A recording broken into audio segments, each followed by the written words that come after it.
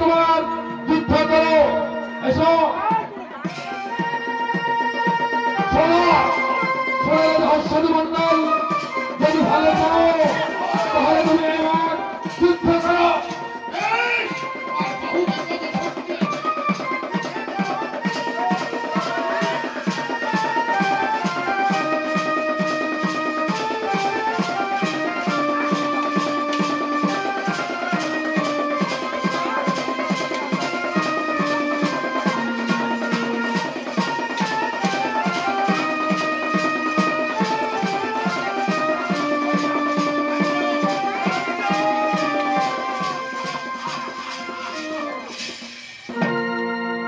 মহারাজ কোনো চিন্তা করবেন না আমি তো তোমার সেনাপতি আছি কোনো চিন্তা করেন না তুমি বলতে চাইলে না ওই লক্ষ্মীন্দরকে নিয়ে তুমি চলে দাও দেশে ফিরে যাবে না যাবে না যাবে না আমি তোমাকে বার বলছি যুদ্ধের স্বাদ আছে তোমার এই অস্ত্র করো যুদ্ধ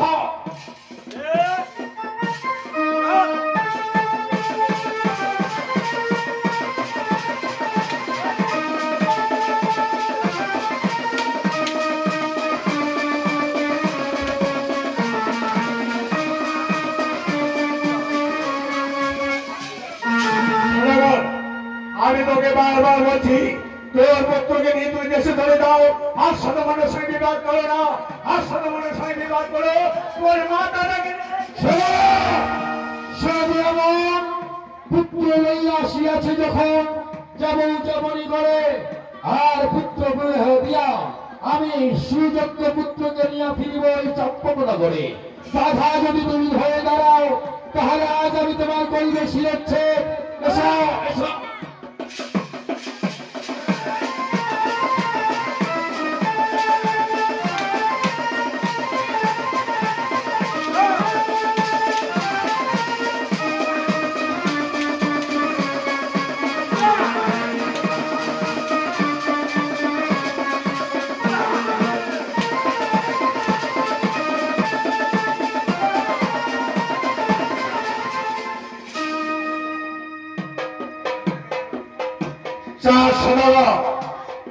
আমি তোমাকে বলতে চাই যখন হাস্যদ মণ্ডপে তুমি অপমান করেছ সেই অপমানে তো ক্ষমা নাই ক্ষমা নয় নয় নয় শোনো শোনো হাস্যদ মণ্ডল যখন অপমান করেছ তোর সমস্ত দাসীকে কারাগারে নিয়ে বন্দী করে রাখবো যতক্ষণ পর্যন্ত ততক্ষণ শিখে না করবে ততক্ষণ ক্ষমা করবো শোনো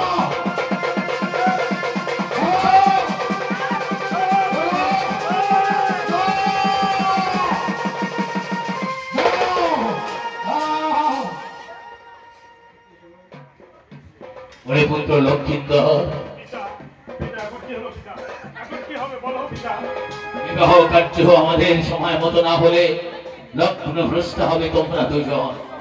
ওরে পুত্র ভেবো না পুত্র ভেবো না আমি যাব ওই পরাজিত হয়েছি আমি হাস্যদ মণ্ডলের কাছে আমি জানতে চাইবো তার আসল পরিচয় জানতে চাইবো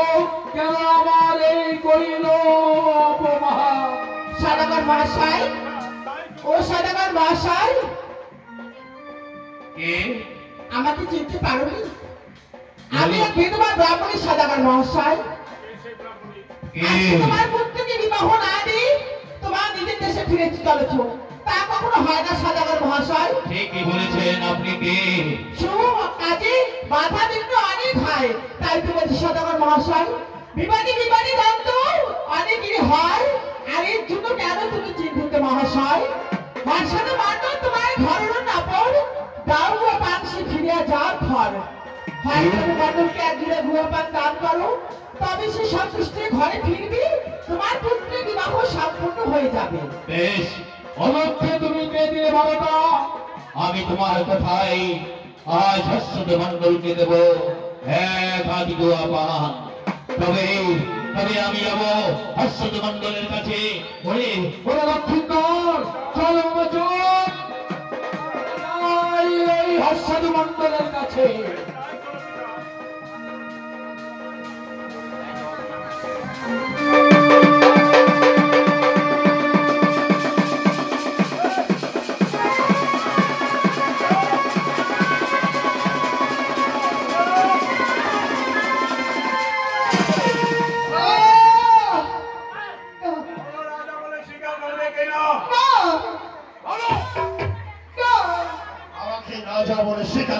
কি না? আমি পারবো না। আমি এই রাজ্যে রাজা রাজা হয়ে কি হলাম ওদের সামনে দাঁড়াতে পারি না। ওদের আমাকে নিকৃষ্ট বলে তিরস্কার করেছে। কোথায় সেনাপতি?